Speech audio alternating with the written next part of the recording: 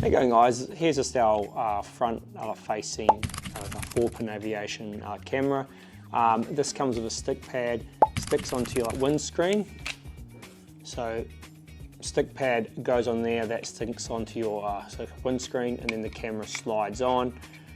The camera is just in here. You can see it is adjustable by that screw at the back. So you can adjust the actual angle, then lock it out. You could change that screw to actually like a different screw head if you didn't want it to be adjusted by people. And if it is actually like a real big issue, some people just actually put it like a drop of super glue here as they like click it on, so then this can actually never be taken off.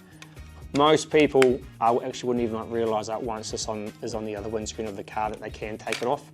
It is not clear that you can, so if that is an issue, you probably actually won't find anyone will realise that. The camera can obviously be adjusted, so they could adjust it, but it's still probably going to have a front view, so that's okay.